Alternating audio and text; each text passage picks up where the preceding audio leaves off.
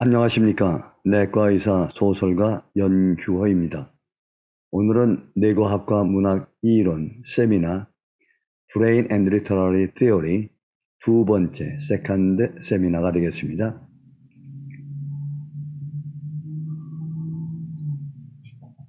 오늘의 제목은 아주 가볍고 재미있는 그런 시간이 되기 때문에 긴장하지 않아도 되겠습니다. 뇌과학 문학 이론 가운데 특별히 뇌신경과학과 노벨 의학상 수상자에 대해서 몇 사람의 예를 들어가면서 이것이 과연 문학에 어떠한 영향을 주었는가 하는 것을 말씀드리겠습니다. 아시다시피 인간의 뇌는 인류 역사상 항상 뇌에 관해서 연구를 해왔습니다. 그러나 뇌가 무엇인가를 정확하게 알게 된 것은 지금로부터 약 150년 전이 되겠습니다. 150년 전에는 뇌에서 일어나고 있는 현상에 대해서는 여러 가지로 왈가왈부한 게 많았습니다. 그래서 여기에 관한 그 학문으로서는 유명한 것이 철학. 옛날 철학자들이 수없이 많은 철학자들이 또 종교학자들이 그리고 물리학자들 그리고 심리학자들 또 이번 문학가와 또 생리학, 화학자 이런 사람들이 인간의 뇌에 대해서 많은 얘기를 해왔습니다. 그러나 오늘날 21세기에 와서 뇌신경과학, 뉴로사이언스를 볼 때 지금까지 이 수많은 사람들이 연구해온 것이 어떤 것인가 하는 것을 판단할 수가 있게 되었습니다. 예를 들면은 인간이 뇌 속에 기억을 가지고 있다. 이것에 대해서도 왈가왈부하게 많았습니다. 과연 기억이 무엇이냐? 어떤 사람은 경험이라고 말하고, 사람은 기억이라고 말하고, 기억이라는 것은 있는 것이냐, 없는 것이냐? 태어날 때부터 우리 머릿속에 기억이 있는 것이냐, 없는 것이냐? 여기 대해서 많은 논의가 됐습니다. 데카르트나 칸트 같은 사람들은 태어날 때부터 우리 머릿속에 기억이 있다. 그러나 존 로크 같은 사람은 태어날 때는 기억이 없었다. 이렇게 서로 철학자들이 많이 싸웠는데요. 사실 알고 보면 그것이 어떤가 하면은 태어날 때 인간의 대뇌 하부의 뇌와 육체에는 DNA로 구성된 무의식 기억이 꽉 찬 상태로 태어났습니다. 반면에 대뇌 피질, 대뇌 속에는 의식 기억이라고 하는 것이 하나도 없고 이것이 나면서부터 하나하나 쌓이게 됐다 이런 얘기입니다. 이와 같은 것을 누가 알려줘 주느냐? 신경과학자들이 알려주는 것입니다. 그래서 오늘은 특별히 뇌신경과학과 생리의학상을 받은 사람을 몇 사람을 중심으로 여러분에게 흥미롭게 이게 문학에 어떤 관계가 있는가 참 궁금할 것입니다. 노벨상 수상자가 참 많습니다. 특별히 뇌과학을 중심으로 한 노벨상 수상자는 생리학과, 화학과, 물리학과, 또 의학과 이 부분에 있어 제가 알기도 20명이 넘는 사람들이 뇌에 관한 연구로 상을 받았습니다. 그걸 일일이 다 여러분에게 말씀드릴 수는 없습니다. 그 중에 몇 사람만 제가 뽑겠습니다. 첫 번째, 에릭 칸델. 현재 살아계시는 분으로 2000년, 서기 2000년, 지금으로부터 불과 23년 전이죠. 그때 노벨 의학상을 받았는데 무엇으로 받았느냐? 이 양반이 우리 뇌 속에 기억이 들어있는 것을 발견했습니다. 기억이 들어있다는 것을 막연하게 발견한 게 아니라 전자현미경을 통해 가지고 뇌 속에 기억이 단백질로 들어있다는 것을 민달팽이의 뇌에 있는 뉴런을 통해서 발견한 후에 노벨 의학상을 받았습니다.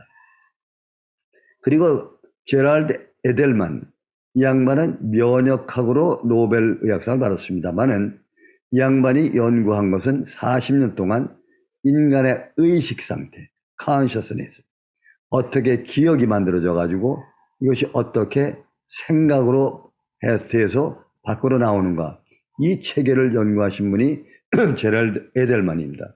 에델만의 그 도표와 이론은 굉장히 중요합니다. 수도 없이 나올 것입니다. 그리고 곁들여서 인간의 감정, 감정이 회로가 있다는 것을 발견하신 파페츠 의사, 그리고 HM이라고 하는 사람의 사건이 있었습니다. HM이라는 것은 해마를 절제하고 난 다음에 단기 기억이 없어진 것을 발견한 사건.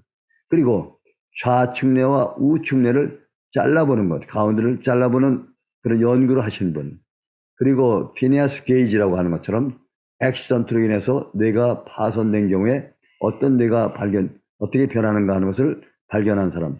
이 전체 이 사람들도 전부 다 노벨상을 받았습니다만은 일일이 연구하지는 않겠습니다.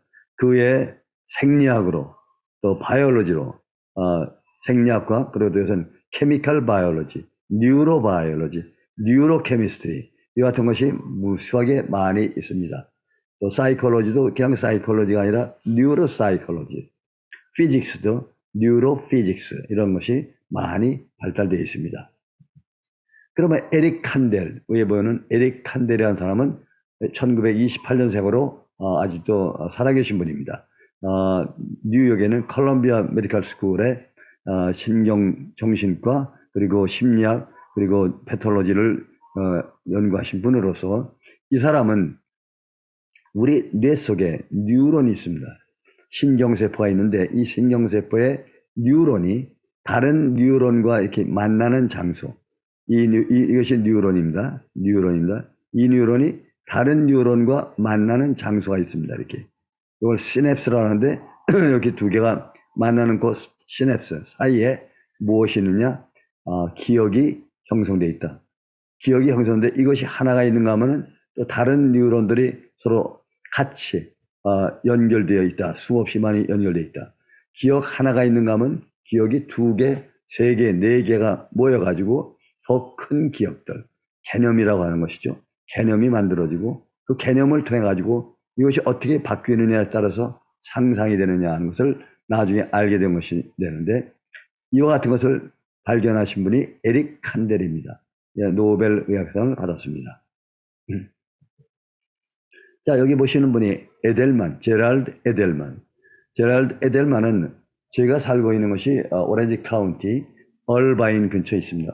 UC 얼바인, 유니버시티 오브 캘리포니아 얼바인 메디컬 스쿨이 있는데 거기에서 남쪽으로 한 30마일 내려가면은 산디아고가 됩니다. 산디아고 그 가기 전에 라호야 맞은편에 있는 것이 스크립스 병원이 있고 거기 리서치 센터가 있는데 거기에서 소장으로 40여 년을 갖다가 연구하신 면역학뿐만 아니라 뇌과학에 관한 연구를 많이 하신 분이고 이 양반이 만들어내신 뉴로사이언스 에델만의 도표라는 것이 있습니다. 그 도표가 굉장히 많이 아직도 쓰여지고 있습니다.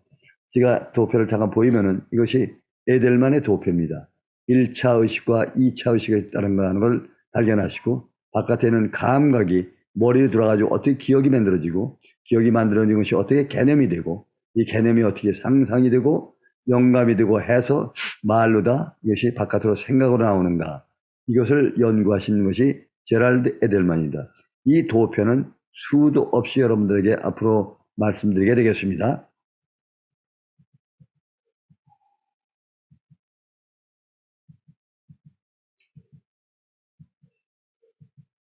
자, 에델만은 현재 1928년생으로서 얼마 몇 년 전에 돌아가셨습니다. 참 아깝습니다. 저도 개인적으로 근처에서 많이 듣고 보신 분인데 참 존경스러운 분이었습니다.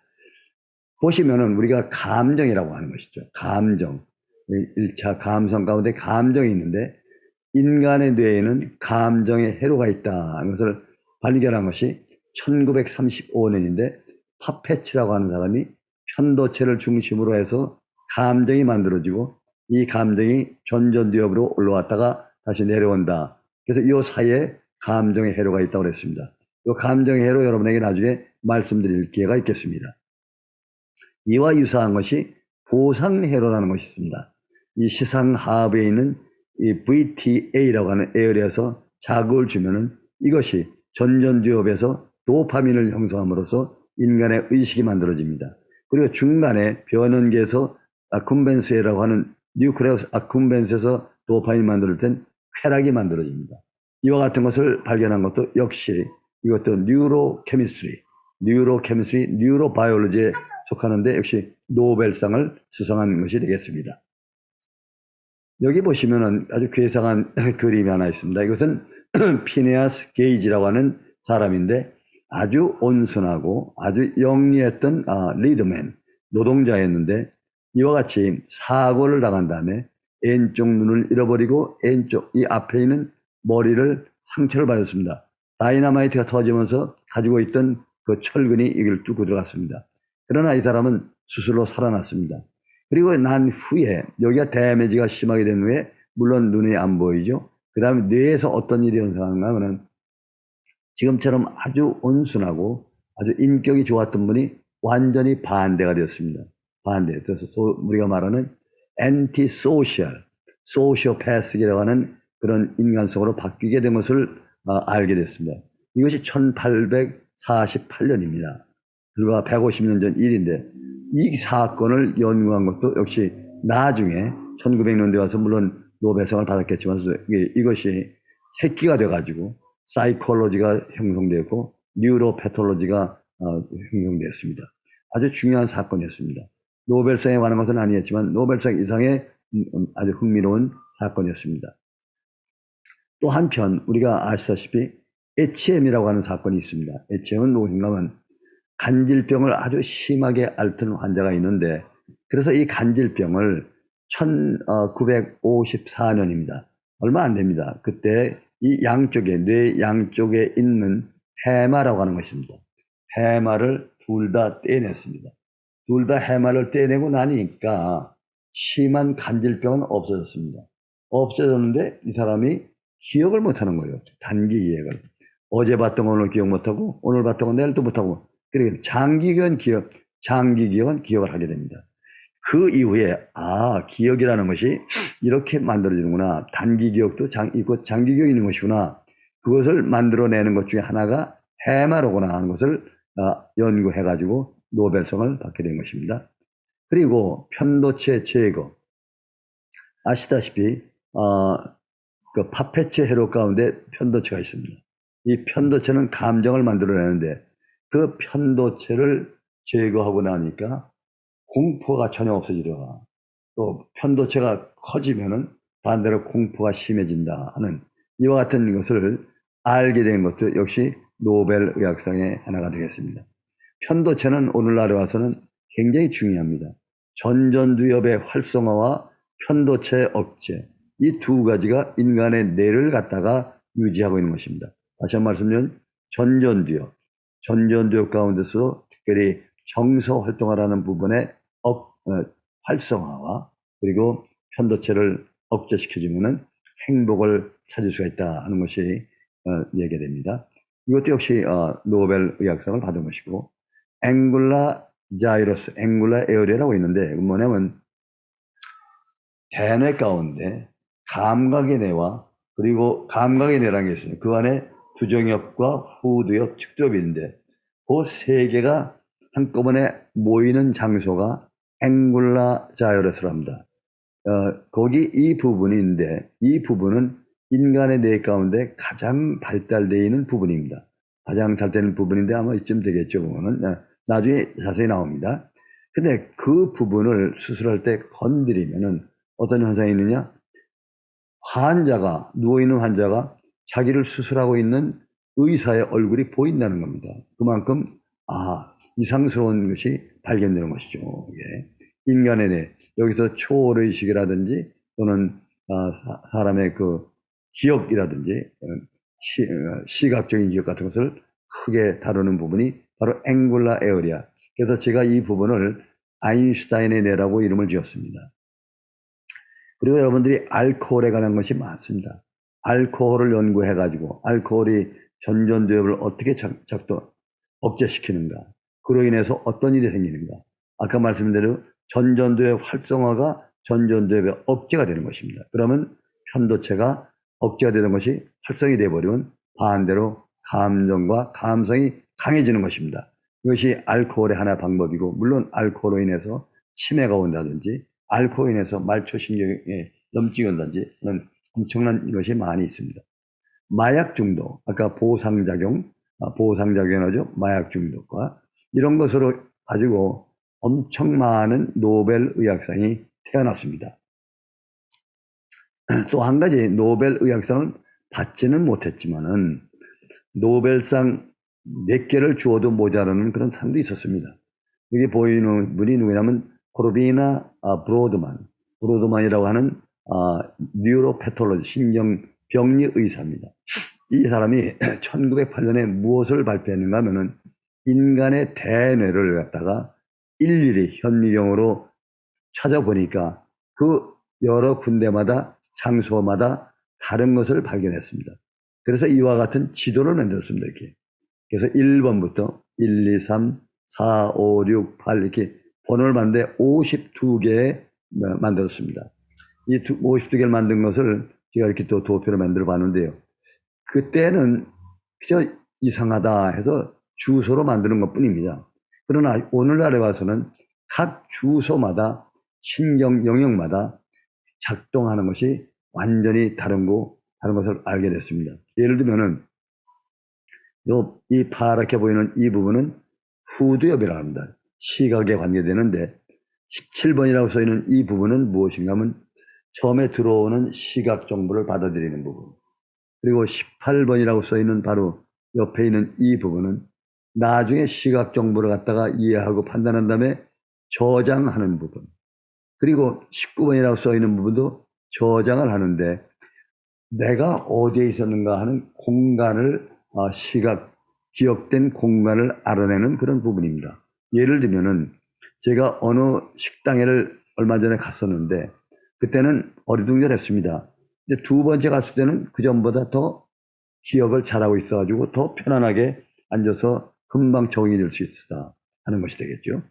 여기 37번이라고 보이는 이것은 인간이 다른 사람의 얼굴을 볼 때 얼굴을 금방 구별하는 기능을 갖고 있습니다. 이와 같은 부분. 또 여기 4번이라고 하는 거, 44와 45는 말을 하는 것을 하는 브로카스 에어리아라고 합니다. 반대로 22번 이 부분이 저는 다른 사람이 말을 하는 것을 귀로 들어서 이해를 하는 부분. 이걸 갖다가 perceptive, 감각적인 청각의 뇌다. 이것은 운동하는 랭귀지 센터다 이렇게 말하고 또 보시면 이 앞에 하얗게 보이는 이 부분이 있습니다. 이렇게 이것이 소위 말하면 인지 기능의 뇌를 하는 전전두엽이 되겠습니다.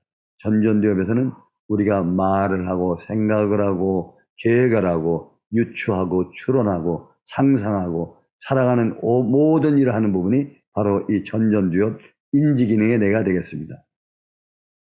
같은 인지기능이라도 11번, 47번 안으로 들어볼 때 11번, 12번, 32, 24 이 부분은 같은 전전두엽이지만은 반대로 이 감성의 뇌가 감정의 뇌가 올라왔을 때 이성의 뇌에서 억제시키는 부분.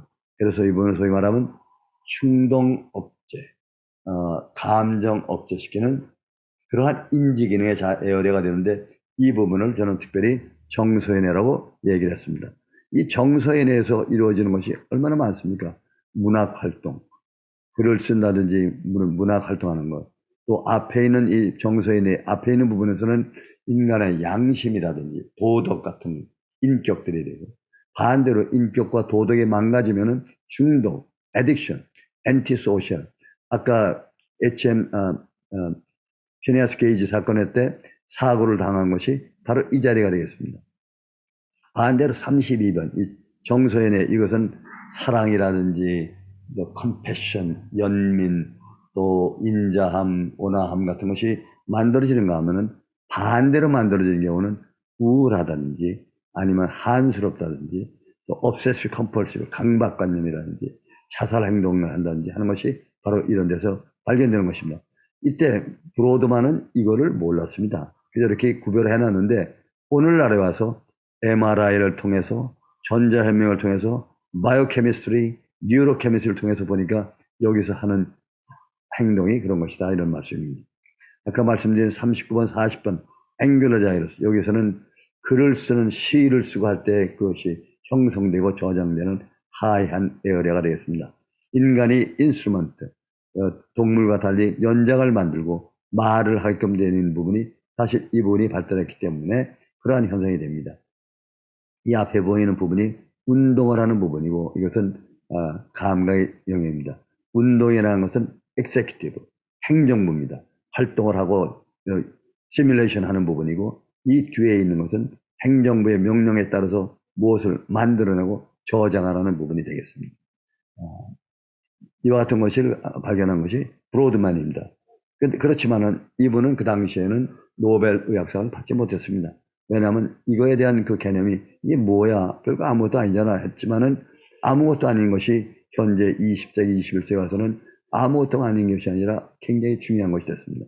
그래서 제가 볼 때는 이분은 노벨 의학상을 2개 내지 3개를 한꺼번에 받아도 될 만한 그런 일을 한 분인데 아깝게도 인정을 못 받았기 때문에 노벨 의학상을 받지 못했지만 오늘날 뇌과학에서는 굉장히 중요한 일을 하고 있는 것입니다. 자, 그리고 다른 수상자들이 또 많이 있습니다. 예를 들면은 인간을 가지고서 실험을 할 수가 없습니다. 인간이 인간을 죽여가면서 실험한다? 이건 불가능한 일입니다. 그래서 생체 실험이라고 있죠. 우리가 일본 사람들이나 중국 사람들이나 뭐 그냥 생체 실험에 관한 얘기를 많이 하는데 그와 같은 일은 정상적인 인간 세계에서는 할 수가 없습니다. 그래서 그걸 대신하는 것이 동물을 이용하는 것입니다. 동물 실험을. 근데 우리 인간의 뇌가 좌측 뇌와 오른쪽 뇌가 있는데 그것이 연결되는데 그럼 그 가운데 좌측과 오른쪽을 가운데를 잘라버리면 어떻게 되겠느냐 하는 그런 실험을 하려고 하는 사람은 많았지만 할 수가 없었습니다. 또 이걸 하겠다고 볼런티어로 나오는 사람도 없었습니다. 그러나 가끔 환자들이 병이 있어가지고 그런 실험을 하는 경우가 있었습니다. 예를 들면 오른쪽 뇌가 다쳐가지고 오른쪽 뇌가 기능을 못하는 경우에 좌측 뇌만 남겼을 때 어떠한 일을 하고 있는가. 이와 같은 것을 갖다 연구하는 것, 좌우의 뇌 실험을 한 것이 이런 것도 역시 노벨 의학상을 받은 것입니다. 노벨 의학상뿐 아니라 또 심리학자들도 노벨 의학상, 생리학상을 많이 받게 되었죠. 또 한편 이 뇌에서 아까 말씀드린 것처럼 편도체를 떼버리면 어떤 일이 생기는가. 인간의 편도체를 떼일 수는 없지만은 쥐나 원숭이 같은 뇌를 떼버릴 수가 있습니다. 그래가지고 실험을 많이 해서 이런 걸로 인해서 사람과 비교를 할 수가 있습니다. 그 비교한 결과를 가지고 사람도 이럴 것이다 하는 것을 발표하는 것으로 인해서 노벨 의학상을 받은 사람이 많습니다. 생리학자, 바이올로지스트, 또 케미스트리스트, 화학자, 또 물리학자, 피직스, 그리고 이러한 분들이 합쳐가지고 바이올로지 가운데 뉴로바이올로지, 뉴로케미스트리, 피지오케미스트리, 피지컬 케미스트리 이와 같이 많은 그 학문들이 서로 퓨전이 돼가지고 공부를 하게 된 것입니다. 한편 작가들도 많은 글을 썼습니다. 공상적인 작품을 써서 냈을 때 그 공상적인 작품이 오늘날에서는 현실화가 되고 있는 것입니다. 예를 들면은 컴퓨터 같은 것이 생겨날 것이다 하는 것을 작품으로 썼을 때 그 당시에는 nobody believe 하지 않습니다. 미친 사람이라고 생각했지만 오늘날에서는 그것이 현실화되고 있습니다. 그래서 작가들이 한 일도 굉장히 많습니다. 이와 같이 많은 분들로 인해서 뇌과학과 심리학, 철학의 융합이 생기고 융합이 생긴 걸 통해서 우리 인간의 뇌에 대한 발전이 굉장히 발전되어 있습니다. 그래서 현재 뉴로사이언스, 뇌과학이라고 하는 것은 과거의 해부학과 뉴로사이언스를 모르는 상태에서 열심히 공부하시고 연구하신 분들, 철학자들, 그리고 화학자들, 생리학자들의 연구 업적을 뉴로사이언스가 오늘날 이것이 옳고 그르다는 것을 밝혀주는 결과가 되겠습니다. 하나 재미난 예를 들어보겠습니다. 예를 들면은 에델만이라는 분이 생겼기 때문에 에델만에 의해서 생긴 것이 무엇인가 하면은 이 에델만이 이렇게 인간의 기억과 개념 그리고 상상 그리고 말 이렇게 나오는 것을 봤는데 이 양반은 인간의 뇌가 이렇게 기억이나 감각, 기억이 만들어지고 개념까지 만들어집니다. 이것을 1차 의식이라고 했습니다. 그 다음에 이 개념을 통해 가지고 상상과 창의를 해서 또 다른 생각을 나오게 됩니다. 그래서 플라톤은 이걸 몰랐지만은 플라톤은 어떻게 생각하냐면 철학이 되려면은 이 개념이 아주 순수하고 참인 개념을 연구하는 학문, 그것만이 철학이다 생각했습니다. 반대로 이 개념에다가 상상을 하고 하는 것은 더러운 것이다 이거예요. 시라든지 소설이라든지 이와 같은 것은 거짓말이고 상상하고 하는 것은 거짓말이고 위선이다 이런 얘기입니다. 그래서 플라톤은 철학자들은 시인들을 배척했습니다. 그러면 그 당시에 왜 이렇게 플라톤이 했는가? 왜 아리스토텔레스는 여기까지 인정을 했을까? 하는 것을 오늘날 뇌과학을 통해서 보면은, 이게 1차 의식이었고, 이것은 2차 의식이었구나. 인간은 인간이 되려면은 1차와 2차 의식을 둘 다 적당히 사용을 해야만 되는데, 1차 의식만 사용하게 되면 너무 형이상학적인 것만 발달할 수 있겠구나. 그럼 여기 철학도 마찬가지입니다. 여기에 관계되는 철학, 여기서 상상이 발달되는 철학, 이것의 싸움이 또 감각이 어떻게 들어오느냐는 싸움, 인식론이라는 것, 이와 같은 것들이 철학에서도 돼야 되는데, 이와 같은 에델만이 만든 도표를 이용을 하게 되면은 많은 쉽게 이해가 될 수 있을 거라고 저는 생각을 합니다. 그래서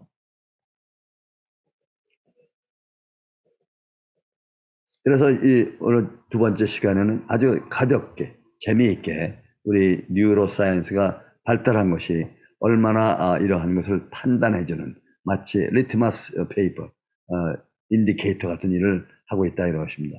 앞으로도 이 여러 가지 과학들, 생리, 화학, 물리 이런 것들이 휴전함으로써 앞으로는 엄청나게 큰 발전이 될 것입니다.